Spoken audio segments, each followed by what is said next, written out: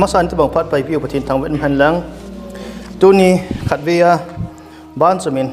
พานองให้จันสากิดวินเขาบุมีเตียหินประทินกระทั่งไปอินอาจีจุมิทิ้งเตียกิขบคมนาฮีหัวหาสเจเจดิ่งเห็นตัวอนุบลายตาเห็นจีอนุบลายตาฮีกิจุดตัวดิ่งกิวิลตัวดิ่งหอยลายพาเทียมหอยลายจีเทียมหอยลายกิขบคมไว้ใส่เทียมกิโดนนมนึกกิโดตัวดิ่งใส่นมนึกกิใส่ตัวดิ่งไบเบิลเพชรคอมเทเพชรคอมเดียววานน้อยดินมุนีใส่เดียวจอมพัดเราเลยจะหัวเจ้าสิจะใส่เทียตลอดดิจีจนพาที่ความท้องมาไม่อามันตั้มมาจริงตู้กุมขัดกุมนี้สุงาทิลสุหอยกับเวทีงาเฮเลยกุมสมมาสังอา 7 Day Adventist นี่นั่นทิลสุดิ่งกิติหัวอัตัวหาเสียเสียหัวจูตู้กุมขัดกุมนี้สุงาหินล็อกดาวน์โคโรนาไวรัสคิวฮิโลวินตุยเล่ลิงกิหัว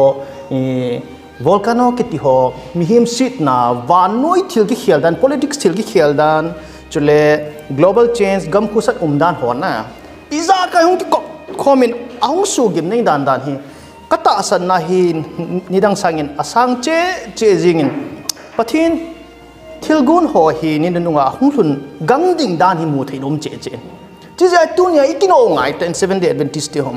ki jong tunia khong khai jang ko hung ji hi pi inem ti le cái dòng cái hàng ngày này cho nên họ muốn biết điều hàng ngày này iban chỉ cái hàng ngày này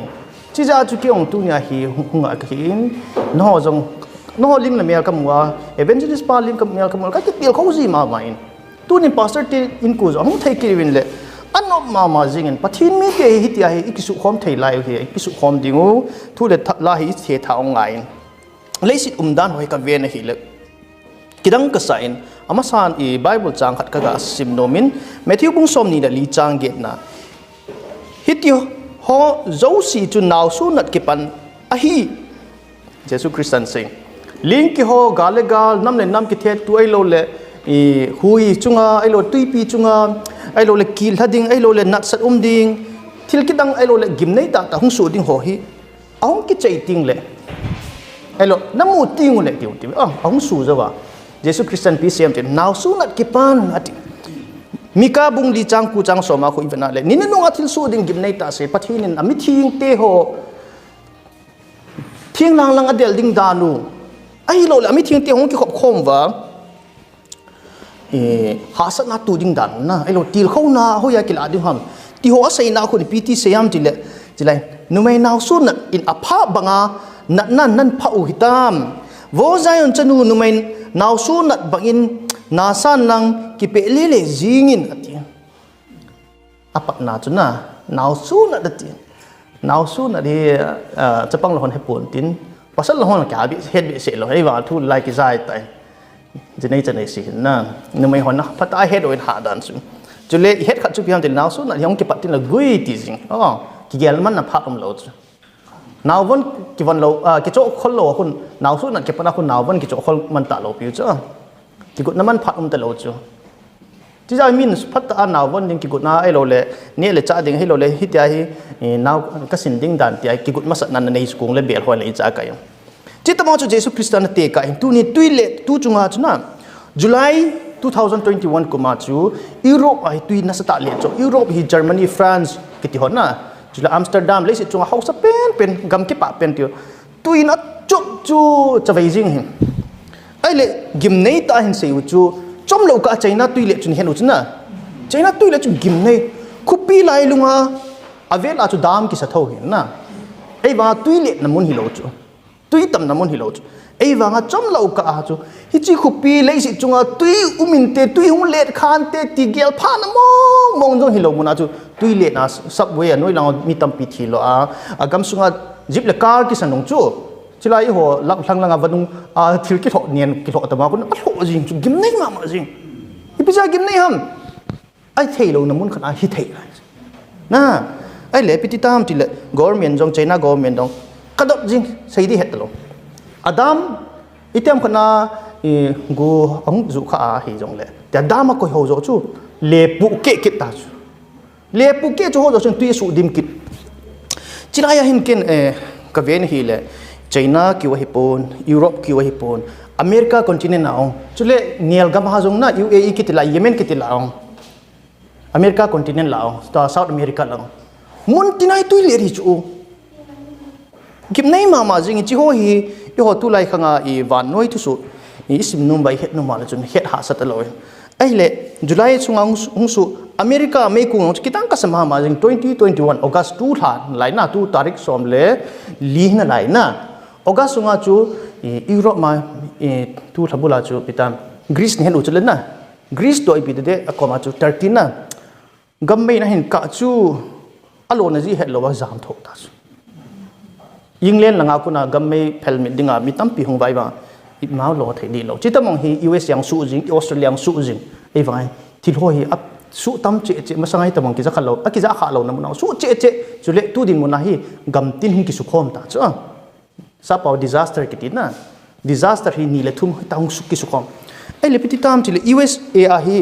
อลาสก้ากิติกัมดับฮิจูจุเล่รัสเซียเอาหัวไซบีเรียกิติกัมดับจุงนุงฮิจูไซบีเรียเห็นนะสุ่มกุลตังหุลังอักไปจิวจูไอ้เรื่องไซบีเรียองจูกัมหุสตาจูคิดังสาวจูจุเล่รัสเซียองฮีtemperature 36 degrees Celsius นะมาสังหารคู่จะพังไงโลจูย่อละจูมันใจโลจูไอ้บางกัมดับดิ่งอาจูกิเขียนมองนะอลาสก้าละเอาฮีน่าสตาเลยสิจุงกัมดับเป็นของคู่จะย่อละสตาบางสตาจุเล่กิดังก็สักขัดจุกันนาดากัมฮิกัมดับฮิจูจุงหลังเห็นนะเฮมโนดันเฮมิสเฟียร์จะป้องเห็นเดียวNorthern Hemisphere aku gamdap hito Arctic Circle yang hup, wanga heat wave cuma masangam, izat tamu, kahet cek teput wanga 46 degree lang cuy cum, yo lang sang sajo heat wave acu mitam pik gingman lo bi ati do tau, le cuy kavian hilik kita angka sama majingin,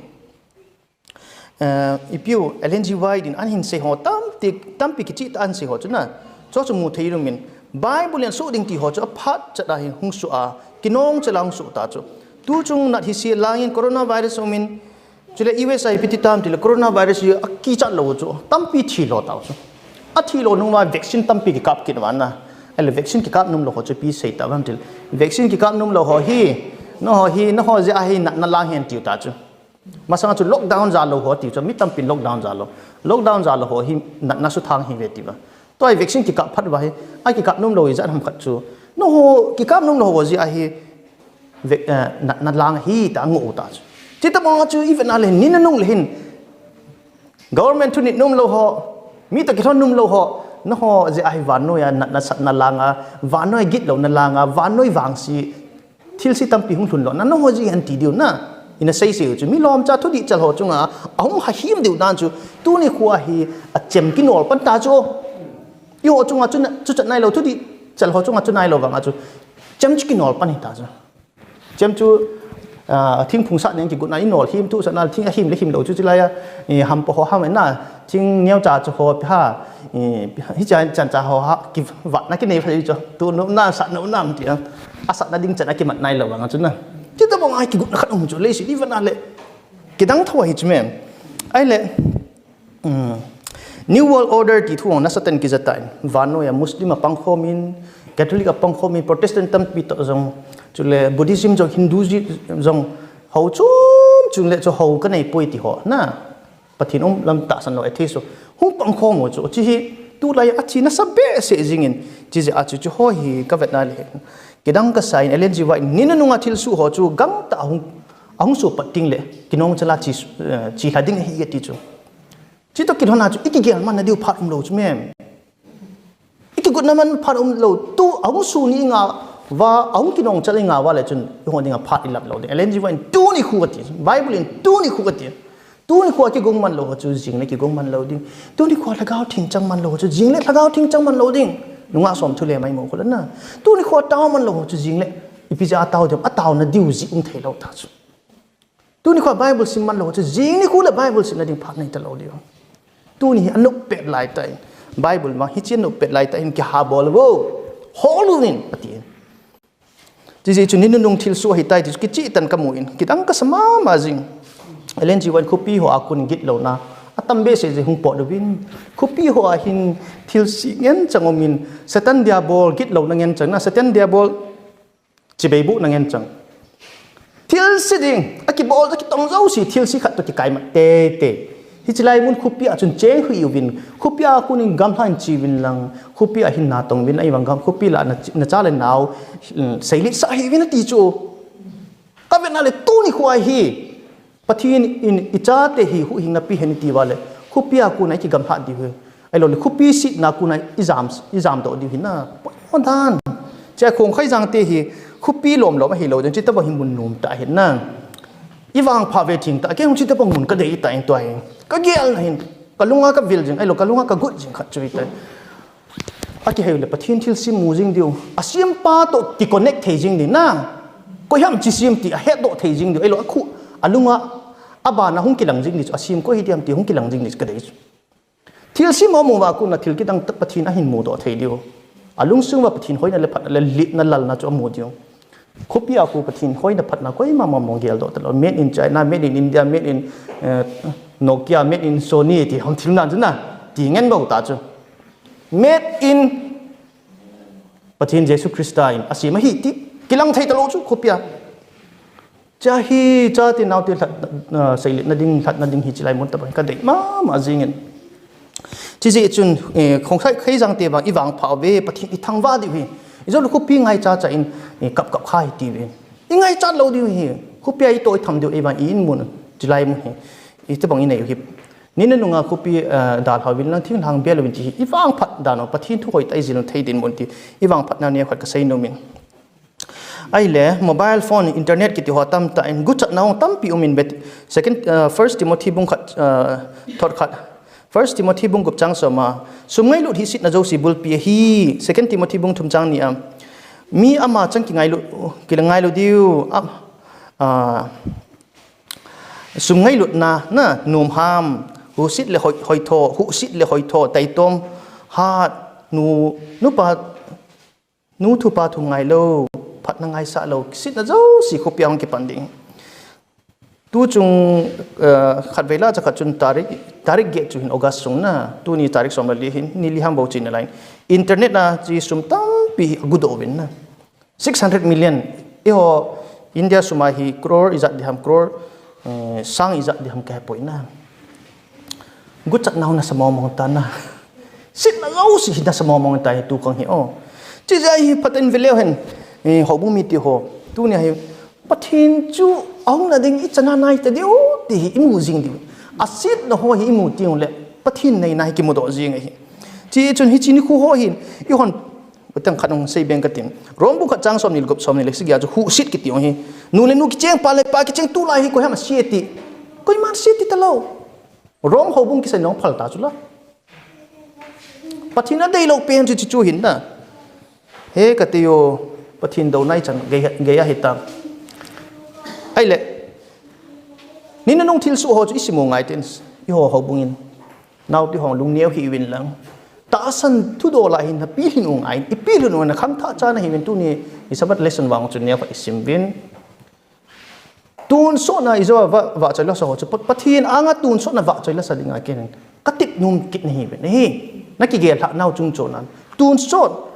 khang tha chapang ho pasal hin lang khang tha pasal lang hin numai lang hi zong pathin anga tu ne ki man cha na hi tun so na ki man jing diu ka de ni hi jina nei tiung zong le ta san cha pathin gi tu ki chengun lei si na chom khat in chen thei lo chen thei ne cha le naw nei na dinga bo wa na tup diu he poi tun so na pathin to ki fop na dinga na lei si na ta san na da la a na jinei num ji ham mi khat na dei cha jai lo mi khan in nang jo na dei cha ji ham nup sa chen na ding ham elo le wang phat na ding ham khat na lei si na chom che khana wang phat na hol ji a tun so na ta san na chu na tha kha hi chi tun so na so cha na di chu na man sa khane ti cha dong ma me lei si na hi ji nei yong le kho lo I nei dang kho lo I wang pathi di tu cha dong mai pathin anga wa choi la sa jing jing jang ka tip ne naw ti ho pasal lang ho khang tha lang pasal lang ai hlom diu win I ho lang nu mai lo hi tam win chi ji chun tu ni khwai khang tha ti ho ji nei chane ai lo le in chen lo chen dong ma ke ti ho I bui pi naw lai bui pi na lin loi kha de ai hin ka tu nia chang khat ka sai nom chi pham ti le tun sot adinga I ku diu hi in na ho jong hi chi tun sot ta san na nei lo pathin ta san na nei lo to chun ki bop diu na ki chen diu ka dei pon ka tip nom naw chi chu hi ji chun tu ni khwai hi pathin tu I khul ting le ati a 7 day Adventist on Daniel 2 le Revelation 2 ha ta I sei ไอ้บางมิตัมปินจงเสีย Revelation 2นะดานิเอล2มิตัมปินเสียไอ้บางมิโจสินะเฮนัมอิสัยดานกิบังเล่าฮีเลยสัยดานสมไม่เทศไอ้บางอดีตจูขัดบ่นะดานิเอลปีกิสัมดานิเอลบุงสมนีจางเลียคนนี่นั่นนงเลจีน่าปุงดิ่งฮิจังทุยขุมขันลังพาใจนาดิ่งอหินมิตัมเตอินเฮ็ดนะอหินในดิวเฮ็ดนะปุงตุลดิ่งเฮ็ดนะปุงตุลดิ่งกิติไอ้บางอันนี้นุ่งเฮ็ดนะชีน่าหงกิพงดอดิ่งจุกยามติลปะทีนชาติบ่วินะเฮ็ดเทดิ่งวันจะ7 day Adventist ti lo mi dang ina het thelo chu Revelation the Daniel here alle wa le sul jiwa alle wa kulang alle do jiwa alle da chum chi hin tu ni ko Bible to ki tu ai I hon mo chu biam ti le ni nu nga hi mial chin tam pi hum ding chilai la mial chin lin pen khat chu I zo ai sei Sunday law tu ne Sunday law ha sei dio ipizinem alun nai lo ji achuna alun ting le mi ti hora hin mo dio katin na sei u chu tia Sunday law zo wa ku nai mi tam pi hung king khang kit na lai dio akin kha theina diwa tu nia kisan hi jong le zo ai sem angwa I ta pi dio Sunday law hung lun din dan mi thing te thu ha sa ding dan government le ho bung hlemin ti taw te ho bung hlemin pana hin la khom ding na chu I seu ngai chia I hon jong I mot jong ne khat I ki khol ba I het ngai 7 day Adventist bo in 70 weeks prophecy hapta som sagi to le dan 2300 days prophecy I ho bo I le theu I ho ni le wa le Jesus Christa ping che I ho ni le wa le 2300 days 1844 chu che mi dangin mun nga chu sa 1844 ai bola chu thailo ha mi dang le ting le aji chu 1844 a chu 7 day Adventist movement hung ki pan chu le na 7 day Adventist hobung chu ati 18 lo ji wa chu 1844 a chu sa thailo chu moi ale pathian thu chu amon iti le ta wam nisagi jong pom lo saban ni pom lo chu Sunday pom chu na I zo ai sei bang ba chu sabat ni a hi job le kha bo pathian cha te ang ki su khom mi ti ta wa chu na Sunday a hi how in da mun I za na ki khenam sabat ni a how in da mun za na ki khenam pathian to Lucifer hi to khom hon hen lang ve hon hen lang le Sunday ma se lichik pom leng ti di chu bong tam pi hung kyoi kho ma along ki koi po ta ma ko na sabat ni a hi gin form hle di dan hi gin do bi se lo ka te lei si la he koi lei si di ko ya mo ham koi ya ho ham ti hi na mu lo ham ti mai thei chu Lucifer pathin pi siam ke wang ka mi thing te om nai amon ai ho na ve ati ni na thu pi ni ho sabat ni ai ho in da ki khom pathin ni khuwa ki khom thom the ji ngai chu even na le chu na le ji chu ai wang pathin ni ama mi chi ho chu biham sana meya ki hal tuya thing set kila do ta na chitamang ko pathin e ho hi tu ni khuwa ai sim wa hen chi ji chun nisagi yong amang ta puvin sabat ni jong mang ta puvin hi sabat ni man ta lo ji wa chu pathin number ju sagi la hi ti tho na pathin number ju 6 ham 1 ham ke ti lo chu pathin number 7 ke ti tho chu mi lo chu ewa asabat ni chu adi 8 num ta lo phat a ju 7 no chu I ha sai num ta lo chu ai cha chu pathin sil sim dan stil sim no hi ang ke patna hi nisagi nyai ke chai chu nisagi nyai me zo si pathin en hap ta khat atin nai nisagi hi a chol din chu leisi thu sim jong kum sang gup zawa kum sang sagi na le millennium na kum sang khat lengami pathin to im khom kit diu chu hi chin khu chu I pha chu ti aling diam pathin bo en he ai le pathin thil gun hoi ki tu che gam le in jong sabat ani ding ati chu hi chi kum sang sagi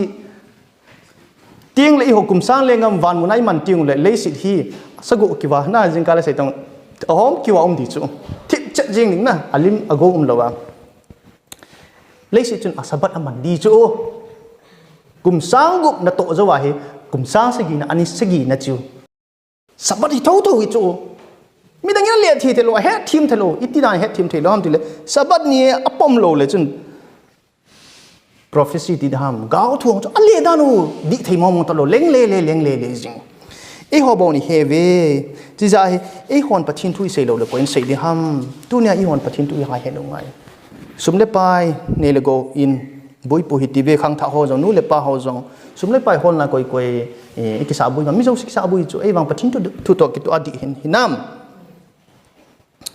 aji chu chlai ne khat ka ga vet sei nom chu Ellen G. White in asut testimonies for the church volume ku na chang khat nai volume ku simon khat nai hoi ka sama main ninu nunga thil hoi gang ta hung hlung ding kinong chal ding hi pathin thu tan naung hlung ding gam na ho hung hlung ding leisit chunga tuipi la chule ti ho society mila azong hi mila chupiti diham tile strike ban kina tu ko bru thu ham na thiram dan chukate elo ipi thu ham nam na nam ki architect tu na ding kina theina ding pathin thu mo koi mana gial pha lo na ding tampi hum ding a ho sa le vai hung ki do ding bas nei ho le thau nei ho hung ki phin thiram dan chukate na hita hi a hon aloy ai bui nong tam che ding e wa nin nunga hi thil hoi gang ta hung su ding hi ti mi a ho sa tampi umin khupia a vai chang tampi umin a ho sa hon jong asum nei alo do hu asingen chang aphalo ngen chang mi na tong ho mi vai cha hoti taw tin na to labor agui ho a khu alo do labor khanin sang kha agui alo do le ma cha kha pi aja ku man ki koi na pathini adi poi ti su sumu dan business bolong atam pi di poi joho jo si chu pathini wana hi sumu dan account bo koi su ke he ne het lo ham pathini account bo koi lam he le ta chu na chon ngam diu ham e bolani ke het mo sau ham pathin cho jo khu do su ke ding hi lol home lung hol na hi hin khumi jo se man chu atui al du chat na judu na kham theina za dum kiti ho ta asa sukha thei lung thim sukha thei ilagao sukha thei i hal na sukha thei lagao thing na del do thei ding thin lo na hin ko ngen aki ko lu de na hi ai le mi tampin sum ho chu asum lo do di lo ta sum lo ho chu am ho lo pi wa choina de in lin gam lin ki cho win na hilong tu ni ai in lin dei na nai to long zo le a zale ka bole ka ni le ka bol ti ko in lin dei ji ulong kar tam pi pi dei bin a kar tam pi pi mo kilo pi sa na ding na bang cha bin kar tam pi a chi ka lam do hila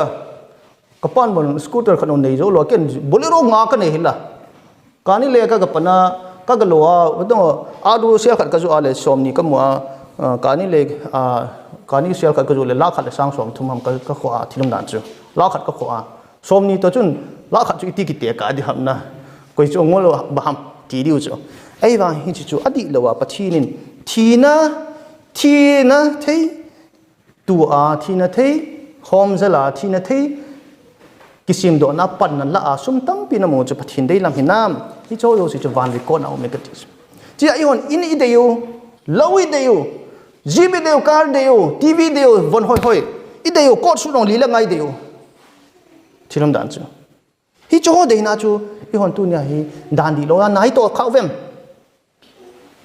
cho jo si chu van record la ki koin cho de na a tu nya hi hin khu i man wala van a thi mi chan thei lo di we aji chu pi ham ti le hi cho si chu pathin do nang hen chang hin pathin do na chat zo si chu koi ma wana kal thei lo ding wana thim chang lo di chi jai ken tu nya hi i vai cha do hi lambu khat ta bang ham lang va in ham na chi in jo hi zo lo thing in ham lo la hi ta gen thei tai chen hi wana i ho sat naw he ka ti chu jai jip la kar in lo building lin ta na wana na nei di chu ki gel jong la chu sikki lo di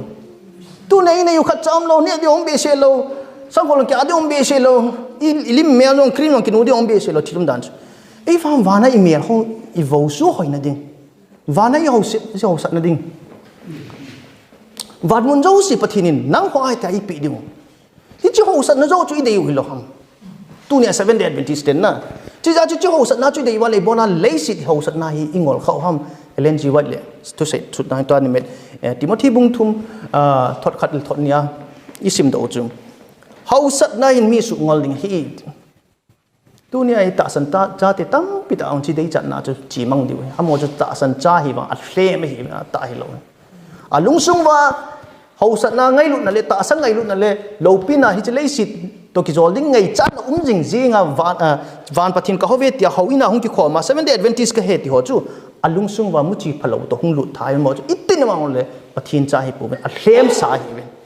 tu ne chon hil te chi hil te 7 day adventist ki ti chu a hlem sa ho am ho chun a chi di na ni ma chu ki sim tho ngai na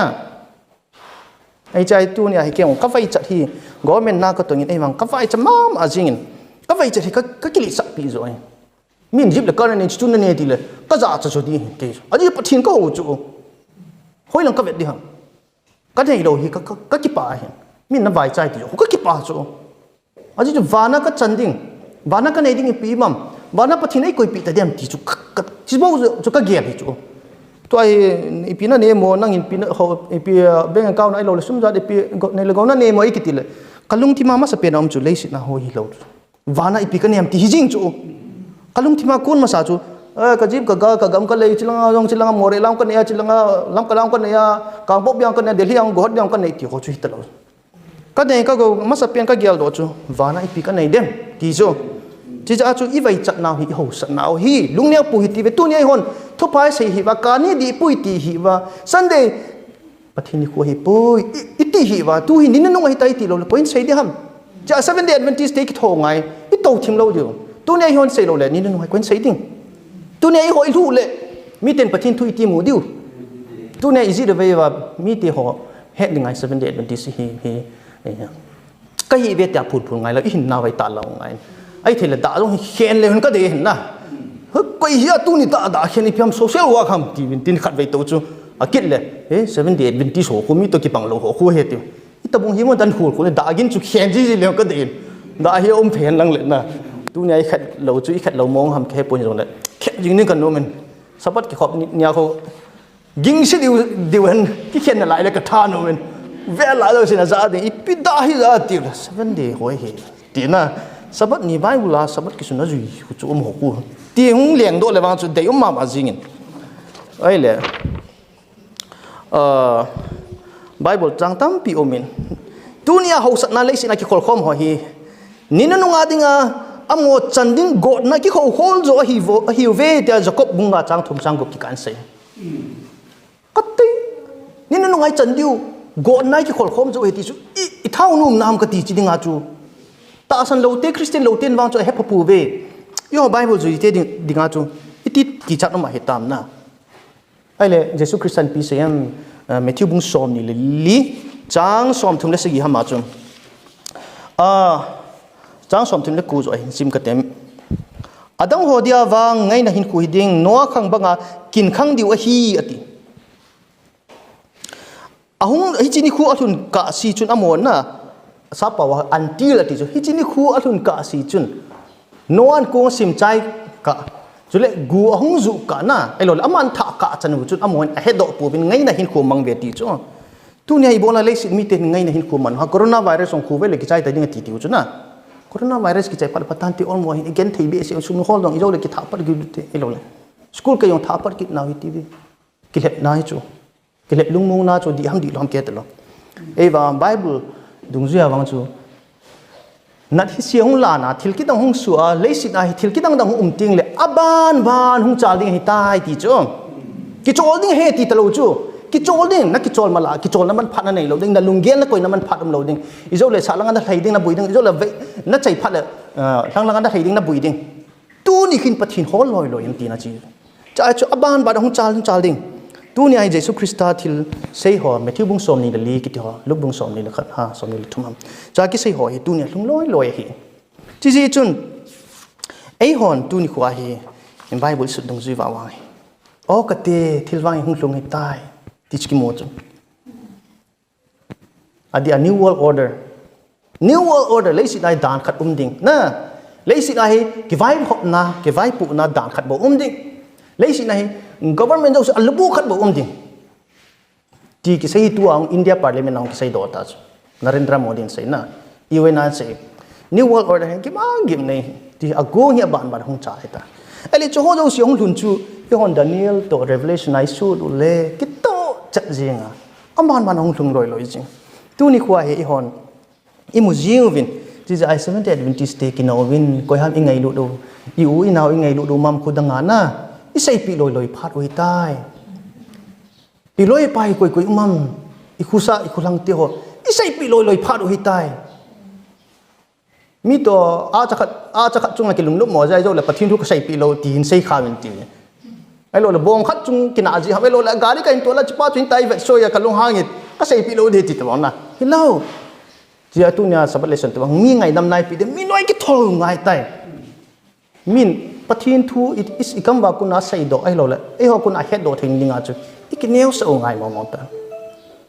chi ja chu tu ni khuwa hi Seventh Day Adventist te ki no di ki kha di aji chu piam ti le aji chu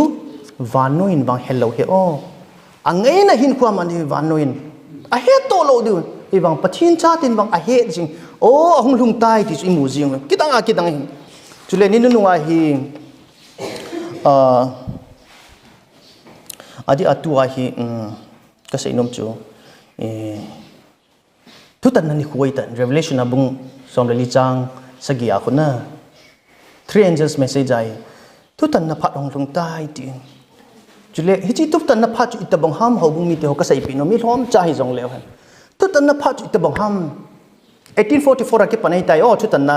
pathin ho in thing mun thing chung wa chi chu tu tan na 1844 ke pan tas ele tu tan na phat na chu ititam ti le Israel te anik man cha lai wa chu tu tan na ting le koi ma eo pu lo chu tao wa ai lo le ki ngol sa lo chu an ngol lo ba tu ni ai pathin ko mai tao ni tu tan na ni khu an ingol diu ai lo le ikisi na iphu naw ni khu tu nia akale 7 day adventist zui akale zui lo tabang ti khanga ai lo chi tabang hin khwa im ki man cha pharoi te pun tu tan na hin khwa ki tu tan na phar ki chai ting ting le probation ki chai lungsit na ngai lu na khang ki chai chini khu adi ngai hi ho tu nia i halu ngai tu nia i thin wa le i thin jing tu nia i hal wa i hal jing dio chi ja he ken ka gelin i so piti ho koi dang ta san na a hi chi van ga malu dinga koi ngai lu de vem na inui pai so pi o naw zo si tu nia amo ko ma ki neo sa ta o la pathin tu sei phat hoi ta i zo le hung ki nong che ding mo to thim phat he ta poi ti chu hi thu tan na phat hi thu tan na phat lai koi ma zu do na ki ngol sa om poi o wa tha om poi hi chi khang chu i thun wa hen hi chi to hi mi thi te thu tan na ki chai thing la hi in hin cheng thu tan na ki chai ding hi chi phat na chu mi phat gem nei ta hi in ai le abana chun thinglang lang gam zo nu win ti na dingai sunday lo hungai so piti ho sunday lo hi ha sei diu hi aji chu pi ham ti le sunday lo mi dang in head lo yo ni sei lo le koin sei kit ding yo ni sei lo le i hon i phun wai lo le koi ki ging ding koi na ne head to ding chi jai tu ni ai ho chunga ki ngai hi ai le ni nu ngai halna zong hung lung ding ta pathin ai tipi hin ha taw hi tin ha taw ti le halna zong hung ding joel la ong ki sunin adang da ong ki sunin chule jesu christian tuliam sei na kon halna i tipi bin na halna i tipi hi halna chu hung lung ding ai wang satan na to ni sunday lo thun kuna jong halna le si chunga hung tam pi om ding halna lem zan hin kain sungwam ka ki discuss ubin halna lem luna le ti get khen thei di ham ka chen naw chu chan pur lang ang kon halna na sata na lungin zan sin ki khom bin na vai libin ki khom bin lakhat lang pe ei ma halna lem hi dan chu nunga ke tho ipizina hoi lang gei tam ke te lo mo chu chule gamti na seven thi san longin jesu christian hung hu do kit wina gaw ka mo bin tin na ai le chom lo ka ki the thang taw chu che chaw taw chu ai le chu ni khuai hal na tam pi hung thung na lai din chilanga thanglanga pathin na tong khu iti hal na chang the hi divem amona pathin thu pi nit povin sabat la nit povin iti dan hal na chang the divem hal na chu satan yong pi the hi o ai le amo in thil pha bol the ki ru chu na satam gen thi ho ki thu pi wa anna ho hospital si wa school sim wa ai lo le government ki thu pi wa gam sung ki bai hop na hoi thina dingai pan tam pi lao chu hon mi chai bol thilo mi ki thu pi ni cheng khat nong ki nei zo ji lo pi ana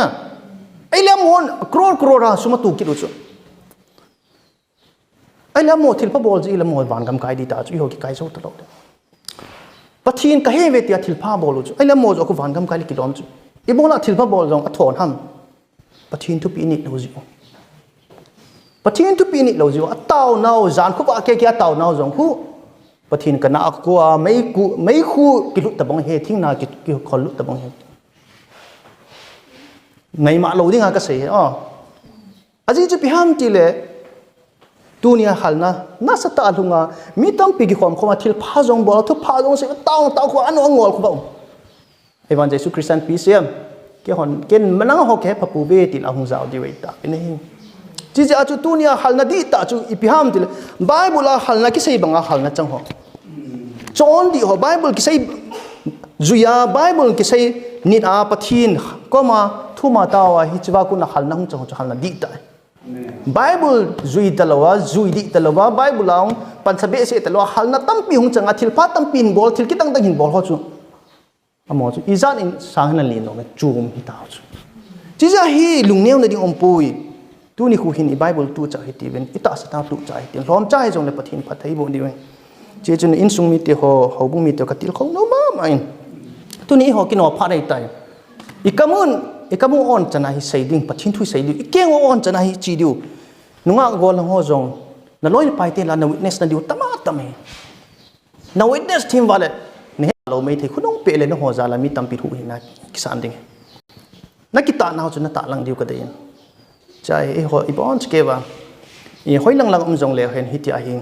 ikita na ha su lo tiu le yum na chi ba chu tampi tai hung ga diu i ho ni he pha hi jong le ban gam muna he ban gam thun tin le nang za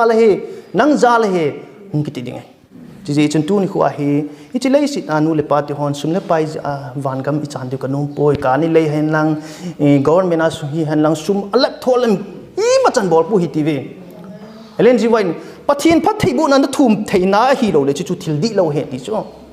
no loi le pai te to bazar na ge chi hama pathin pathei dai bo te na taw thei lawang chu o na chi na chu di mai thei na zu phunga im kha pathin phathei bo chi hi ka kham wangin sit na ka chi lo ding ki ti thei lo chu chia chu thil si kha chu pathin phathei bu na ki taw khum thei lo chu a ki taw khum thei lo dik lo he ti he jingin ti chi ja tu ngai nu le pa te ding challenge lin ta ade a kham tha te ding au ta san tha te ding au aji chu biham ti le hi chi lei sin a ding a hi hon panna sa ta ila uwa e van gam ilut lo naw hi kha ali chun apa chum mo ta nge ji na hi chi chun chom khan nuk sa na le chom khat hoi thona ding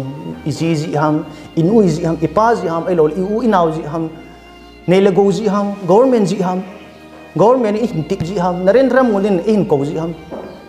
vano in gold medal Olympic a kapi de he ti ji ham hi chi ho ja pathin i tha su wale o bi pachumem patun sot i chan diun tun sot hinna min izakai vanoi le sin nei hanlang alhagau chan ta le ti chu na i ho chunga chu jing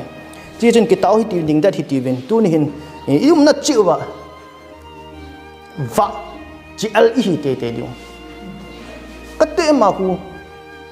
pathin mi hula kate ma hu athil bon lan za chu ki ta dan za chu thu di dan za chu ama ba hi chi chu i va chi chu i chi al na jiwa kuna chu mi ten pathin thu an mo ding ban bana pathin tu na ki holim na chom chai ngi bon skin pathai bu pita te pam le jingin tung lo ta le phul ta thanum ta pathin thu hin thum ma bo ba sa joseph chunga te pa thu 7 pathinen ama le in sumi ajia cha te pathin phathai bo han lang tu ni go kyo hilawa kit kit jong le mun tin gam tin na mi te ki khou jing ding le mi te thumop jing the ding pathin bang bo na le phathai bo na pe ta han ti thum naw he